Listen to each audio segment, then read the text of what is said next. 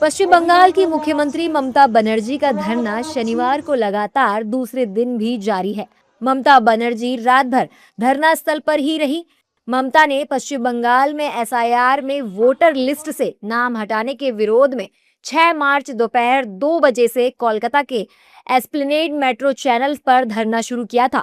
ममता बनर्जी ने समर्थकों को संबोधित करते हुए आरोप लगाया कि पोस्ट एसआईआर में वोटर लिस्ट से मतदाताओं के नाम हटाना बंगाल को बांटने के इरादे से किया गया है।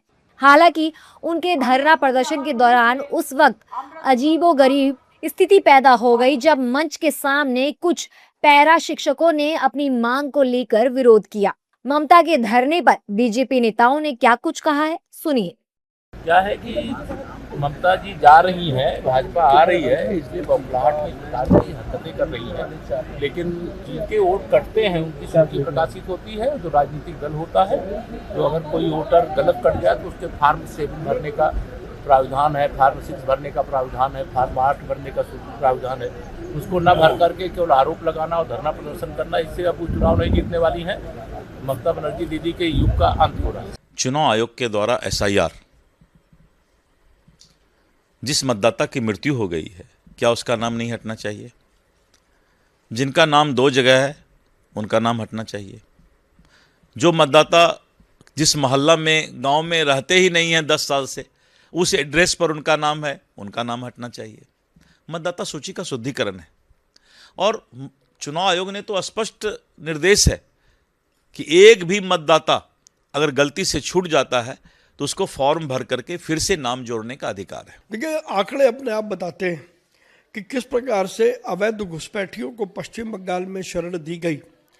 ऐसे लोग जो विशुद्ध रूप से घुसपैठिए थे, ऐसे लोग जो मृत हो पाए गए हैं, ऐसे लोग जो जगह छोड़ गए हैं, बड़ी संख्या में ऐसे लोगों के नाम एसआईआर में सामने आए हैं जिनकी पात्रता नहीं है वोटर बनने की, लिहाजा उनके नाम कटना तो लाजमी है।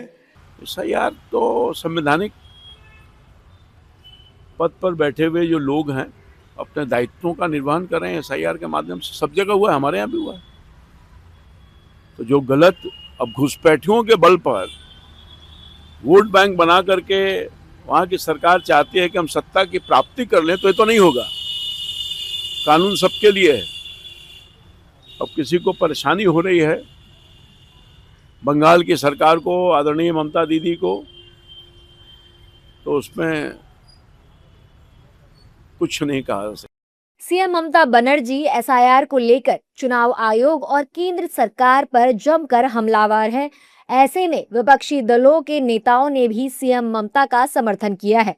विपक्षी नेताओं का कहना है कि एसआईआर में जबरदस्ती वोट काटे गए हैं। ममता बनर्जी बिल्कुल सही हैं। नो, इट इज शेमफुल कि अगर इतने सारे लोग इतना अभी तक वोट कर रहे थे तो इलेक्शन कमीशन क्या कर रहा था? ऐसा क्यों है चुनाव के बीचों बीच इनको याद आ जाता है, चुनाव जैसे ही होने वाले होते हैं, कि बहुत सारे 1 करोड़ लोग, यानी कहीं तो पाबंदी लाइए। इतना ब्लेटेंट ये लोग आप काम कर रहे हैं, भारतीय जनता पार्टी काम कर रही है। और जो ममता जी लड़ाई लड़ रही हैं, वो लड़ाई सिर्फ वेस्ट बंगाल तक सीमित नहीं है। हर चुनावी राज्य में आप देखेंगे एसआईआर की आड़ में ये लोग वोटर्स के अधिकारों का हनन कर रहे हैं। देखिए, जिस तरीके से नाम काटे जाने की साजिश रच रही है, उससे स्पष्ट है कि भारतीय जनता पार्टी और चुनाव आयोग का एक ही गठबंधन है, साठगांठ है, और ये लोकतंत्र की हत्या के रूप में देखा जाना चाहिए। और लोकतंत्र की हत्या देश का संविधान नहीं होने देगा। इसके लिए कांग्रेस पार्टी सड़क से लेकर संसद तक और सड़क से लेकर सुप्रीम कोर्ट तक लड़ेगी।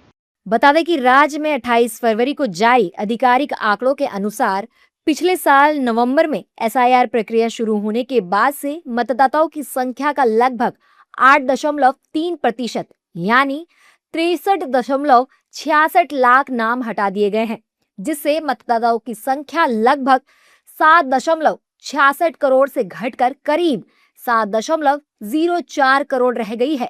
इसके अतिरिक्त 60.06 लाख से अधिक मतदाताओं की न्यायिक जांच के अधीन श्रेणी में रखा गया है, जिसका अर्थ है कि आने वाले हफ्तों में कानूनी जांच के माध्यम से उनकी पात्रता निर्धारित की जाएगी। जाहिर है कि इनके वोट कटने से निर्वाचन क्षेत्र स्तर पर चुनावी समीकरण पूरी तरह से बदल सकते हैं।